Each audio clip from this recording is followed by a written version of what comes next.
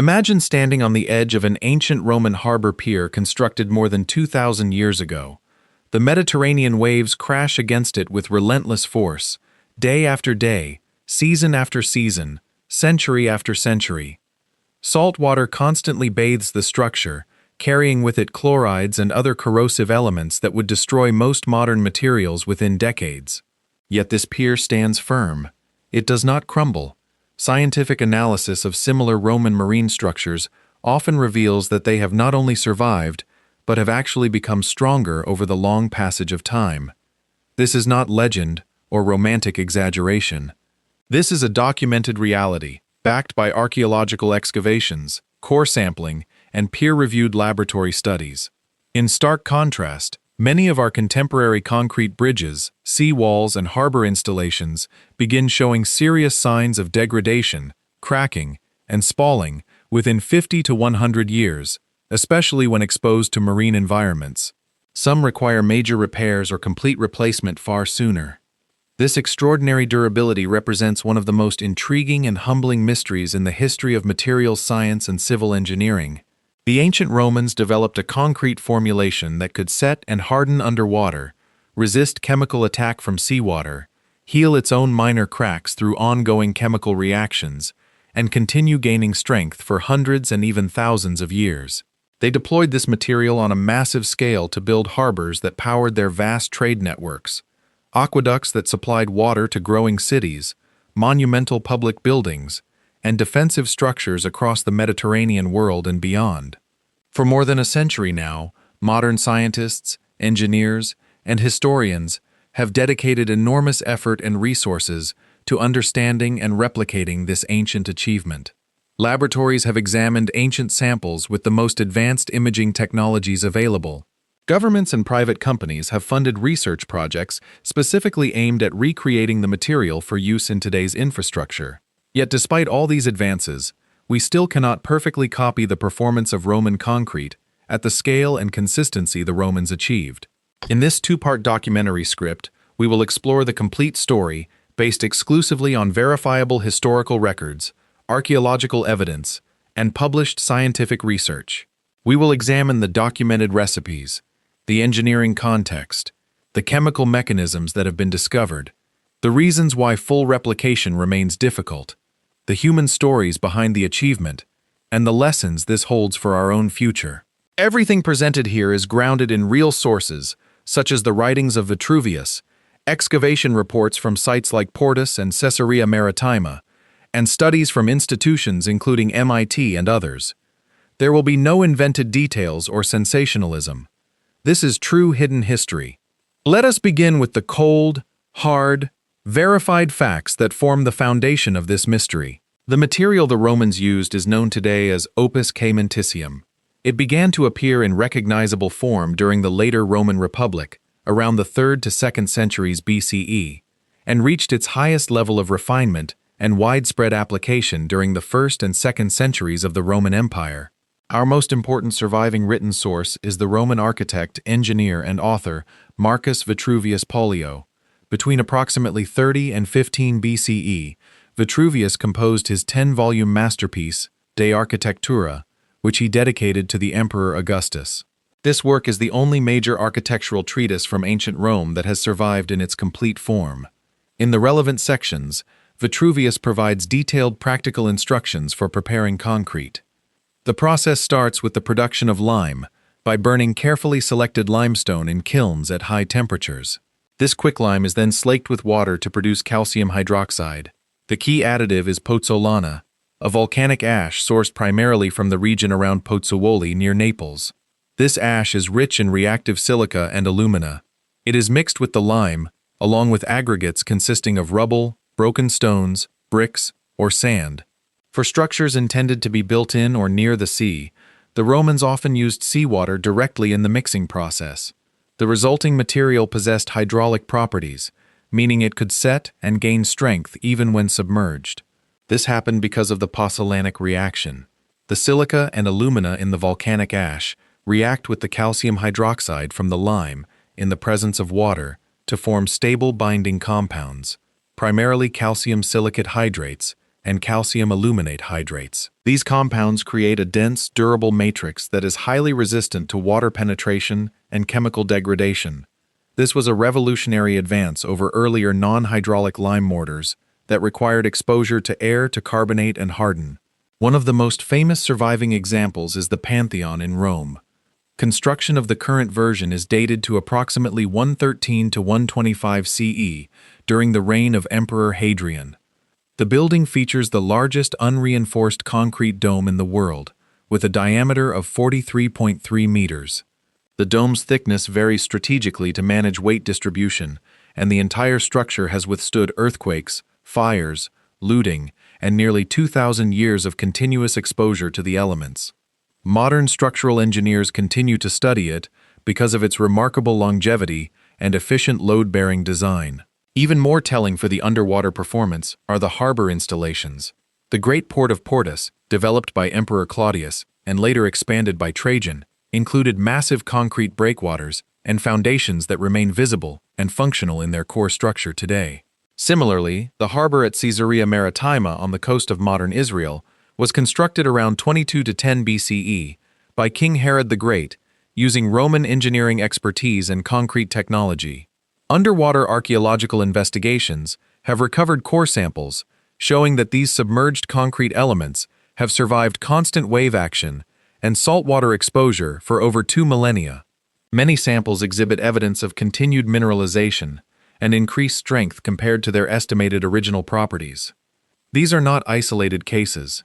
Similar performance has been documented at other Roman marine sites across the former empire. This brings us to the broader historical setting in which this technology developed. By the late Republic and early Empire, Rome had transformed from a modest Italian city-state into the supreme power of the Mediterranean. Governing and supplying such an enormous territory required sophisticated infrastructure. Trade fleets needed protected harbors. Legions needed reliable roads and supply lines. Growing urban populations needed aqueducts capable of delivering fresh water over long distances. Traditional construction, using dressed stone blocks or fired bricks, was effective, but slow, labor-intensive, and expensive for large-scale or complex projects. It was also difficult to create curved forms like arches, vaults, and domes without concrete. The Romans' discovery and systematic refinement of pozzolanic concrete changed the rules of construction. The volcanic deposits of the Campi Flegrei area provided an abundant supply of high-quality pozzolana. Engineers learned to transport this material by ship to construction sites throughout the empire. They developed practical expertise in proportioning mixes, grading aggregates for optimal packing density, controlling water content, and using temporary wooden formwork to shape the material as it was poured. The concrete core could be faced with decorative stone or brick to achieve aesthetic goals, while the interior mass provided the primary structural strength. This approach enabled faster construction, greater design flexibility, and significantly lower costs for many types of projects. Iconic structures like the Colosseum incorporated concrete in their foundations and internal elements. The great aqueducts, such as the Pont du Gard in France, used concrete in key structural components. Roman roads often featured concrete bases that have allowed some segments to remain in use for centuries. Without this material, it is doubtful that Rome could have sustained its massive population or maintained control over such distant provinces as effectively. Concrete became a strategic technology that helped hold the empire together, both physically and economically. Roman engineers demonstrated a sophisticated empirical understanding of materials. They selected aggregates carefully, adjusted mixes for different applications, and built with an eye toward long-term durability rather than minimal short-term cost. It is precisely this combination of performance and longevity that creates the central mystery when compared with modern concrete.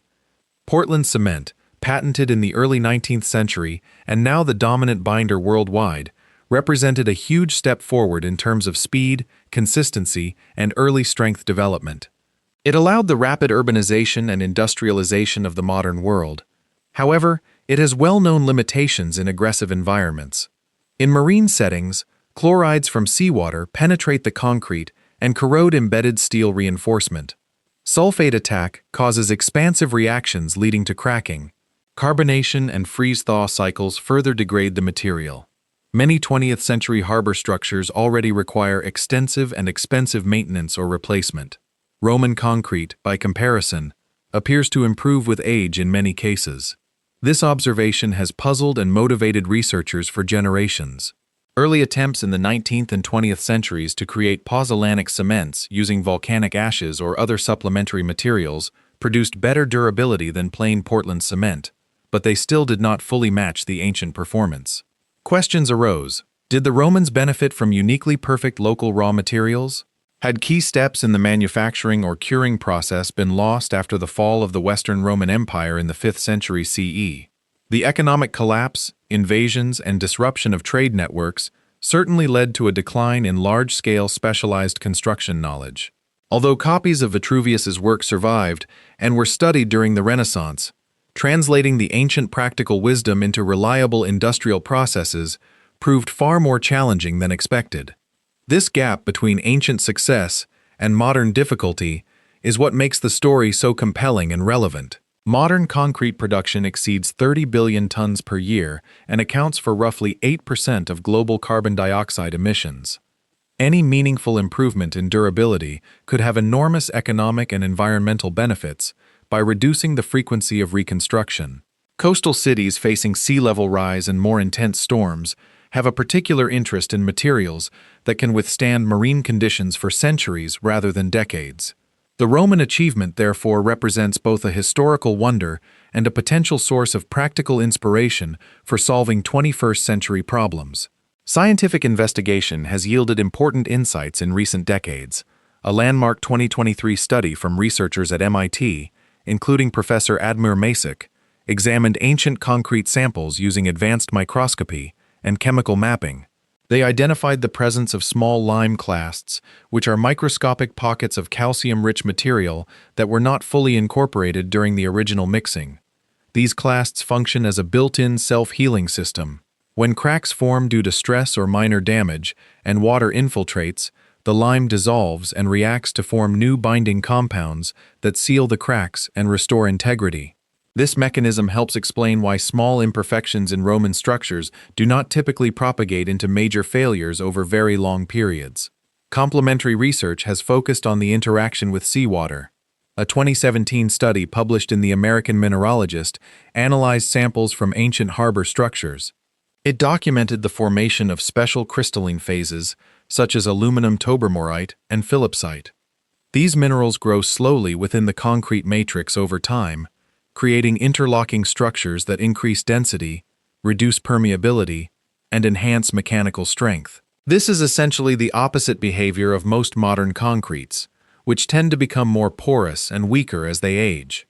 More recent archaeological work at an unfinished construction site in Pompeii has provided clues about mixing techniques.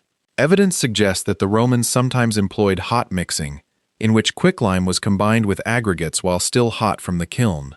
This method appears to promote more complete chemical reactions and greater long-term durability than cold mixing alone.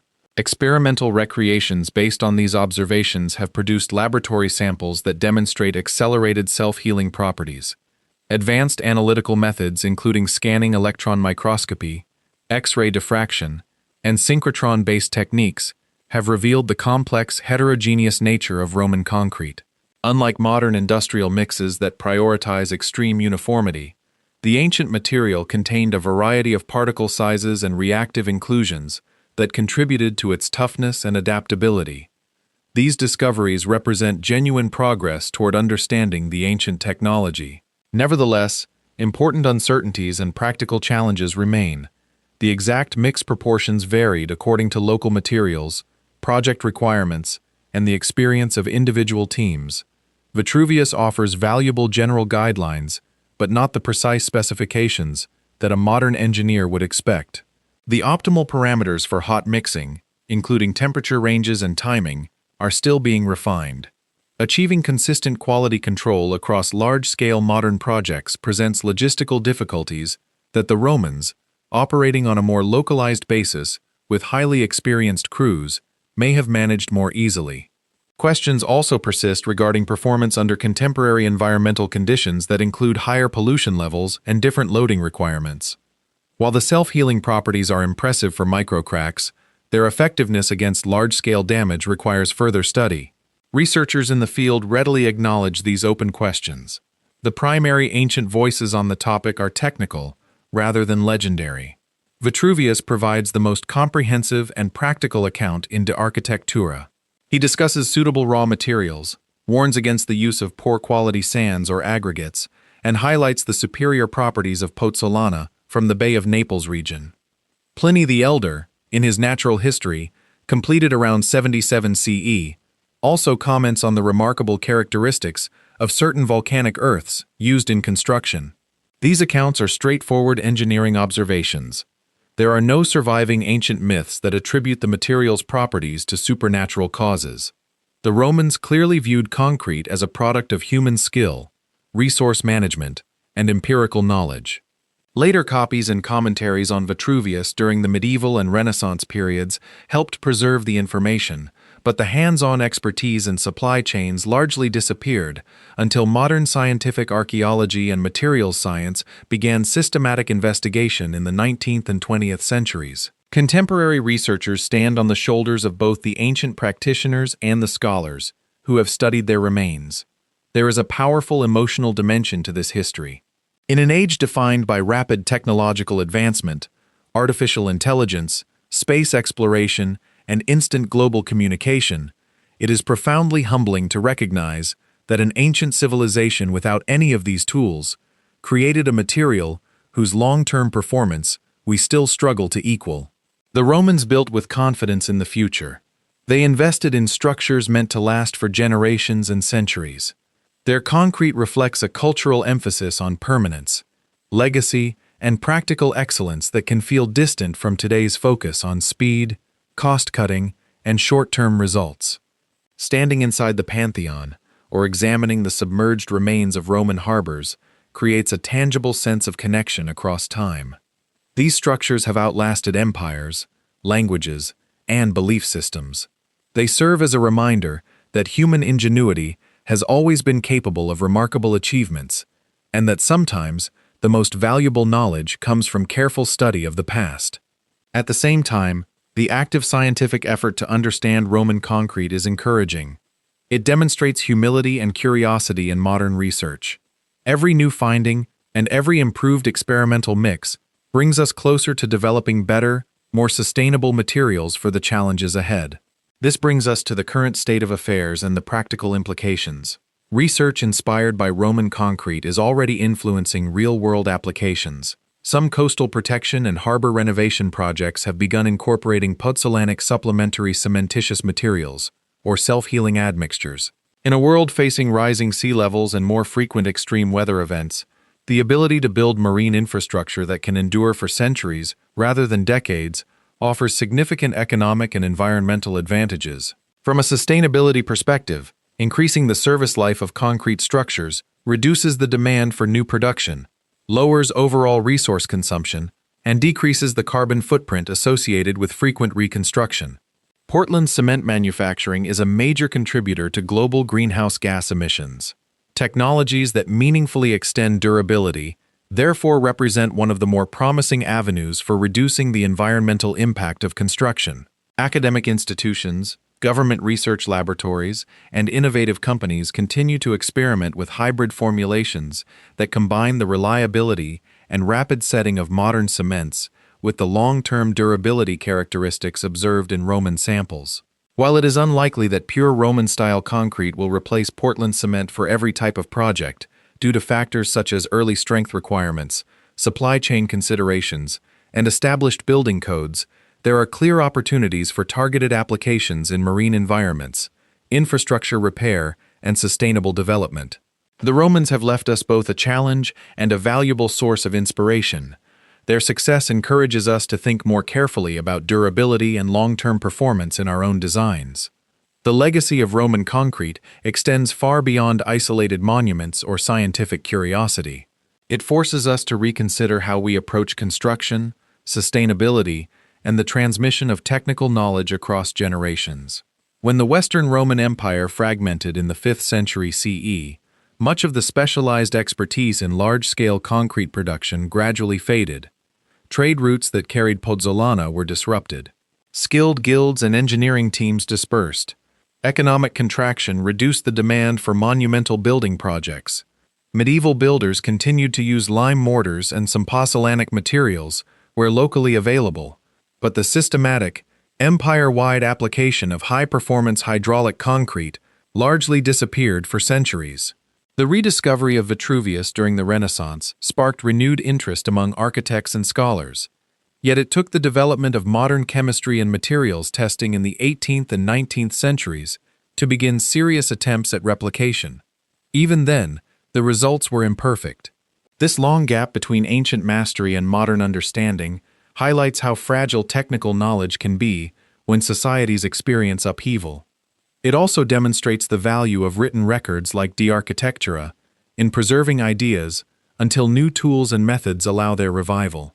Today, the study of Roman concrete sits at the intersection of archaeology, chemistry, engineering, and environmental science. Researchers collect cores from underwater sites using specialized diving equipment and remotely operated vehicles. They subject these samples to a battery of tests including compressive strength measurements, permeability assessments, and microstructural analysis. Advanced facilities use X-ray computed tomography to peer inside the material without destroying it. Synchrotron light sources allow scientists to examine atomic-level interactions. Each new dataset adds another piece to the puzzle. The self-healing properties discovered through lime clasts and the mineralization processes driven by seawater reactions have become focal points for developing next-generation materials. Some laboratories have successfully created small batches of concrete that demonstrate crack sealing within days or weeks when exposed to water. These experiments often use supplementary cementitious materials, such as fly ash, slag, or natural pozzolans as modern equivalents to ancient volcanic ash. While not identical to Roman formulations, they represent meaningful progress toward more resilient infrastructure. The economic implications are substantial. Infrastructure maintenance and replacement costs run into trillions of dollars globally each year. In the United States alone, the American Society of Civil Engineers regularly gives poor grades to bridges, roads, and ports, citing aging and deterioration. Many structures built during the post-World War II boom are now reaching the end of their design lives. Adopting longer-lasting concrete mixes could extend service intervals, reduce taxpayer burdens, and free up funds for other priorities. In developing regions where resources are limited, durable materials that require less frequent repair offer a pathway to more sustainable development. For coastal nations vulnerable to climate change, the ability to construct seawalls, breakwaters, and harbor facilities that can withstand rising seas and stronger storms for centuries rather than decades is potentially transformative. Roman concrete's proven track record in marine environments makes it a logical reference point for these applications. However, several practical barriers prevent immediate widespread adoption of fully Roman-inspired mixes. First, supply chain issues. High-quality natural pozzolana is not available everywhere. While artificial pozzolans and other reactive materials can substitute, optimizing their performance requires site-specific testing and adjustment. Second, construction sequencing.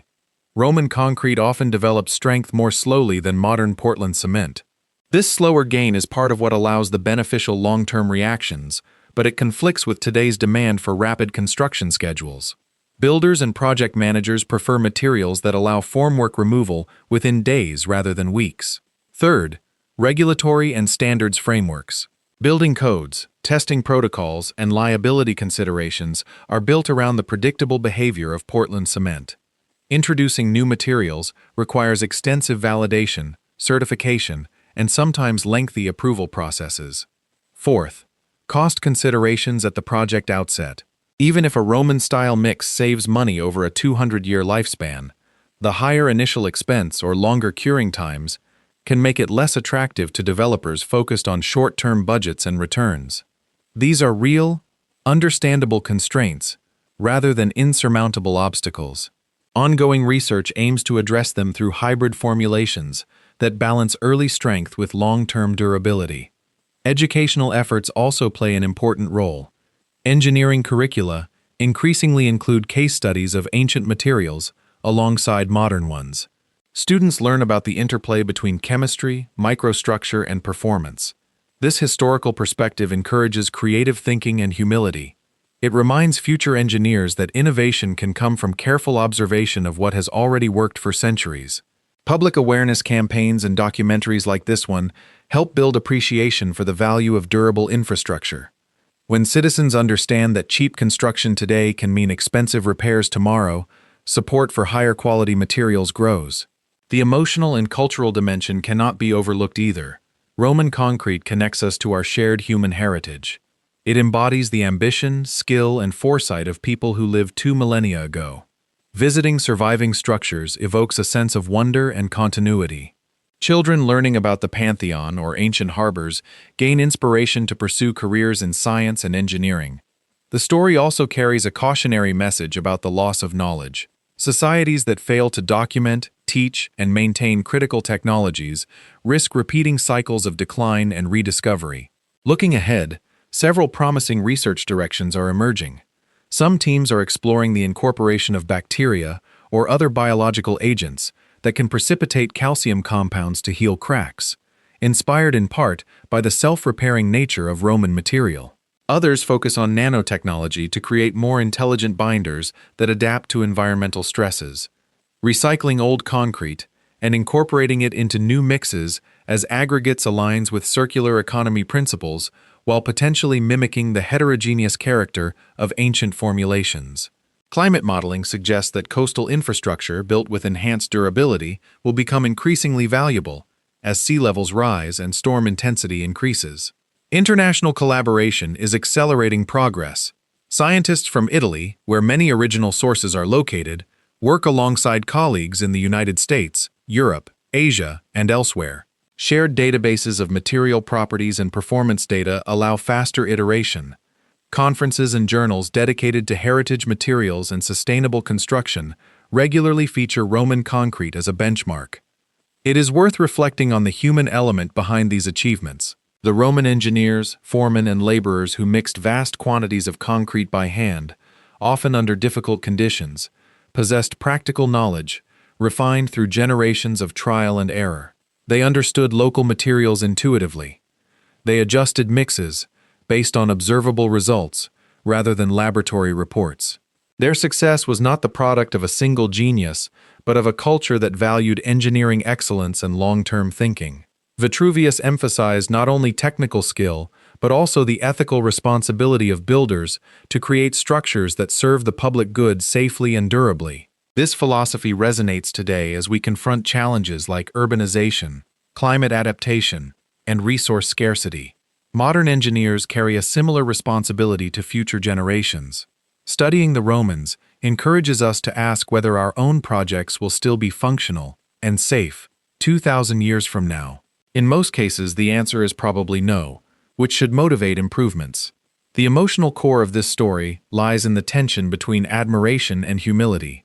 We feel awe at what the Romans accomplished with limited tools.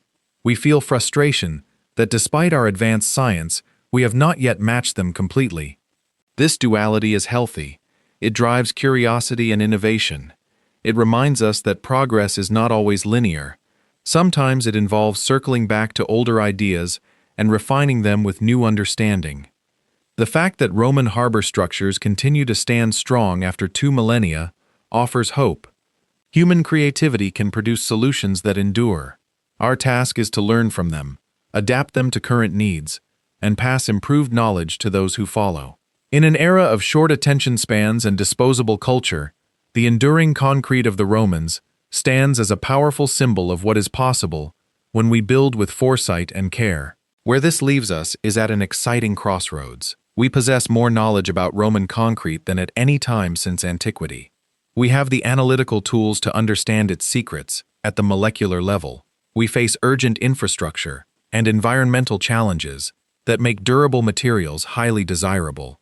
The coming years will likely see increased experimentation, pilot projects, and gradual integration of Roman-inspired principles into mainstream construction. Full replication may never be necessary or practical everywhere, but selective application in critical areas could yield significant benefits. Hybrid materials that combine the best attributes of ancient and modern approaches seem the most promising path forward. Policymakers, engineers, and the public all have roles to play in supporting research, updating standards, and prioritizing long-term value over short-term savings. The Romans built concrete that gets stronger underwater over time.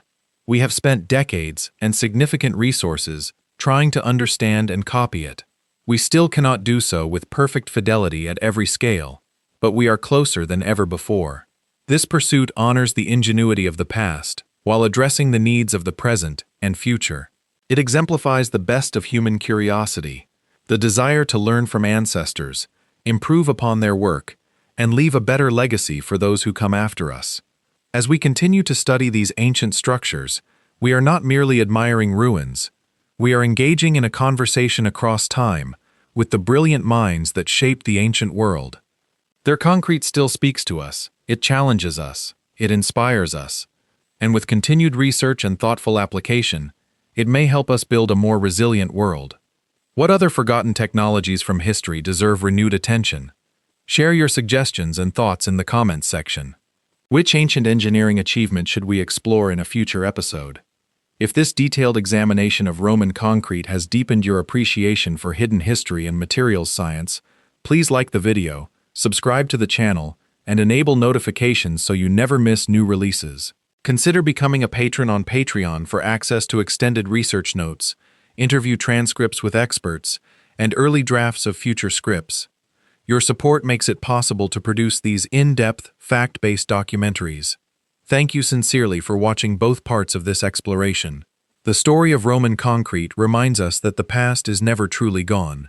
Its lessons endure, quite literally, in stone and mortar that have outlasted empires. Until next time, keep questioning, keep learning, and keep building with the long view in mind. The secrets of yesterday often hold the solutions for tomorrow. This concludes our two-part series on the enduring mystery of Roman concrete.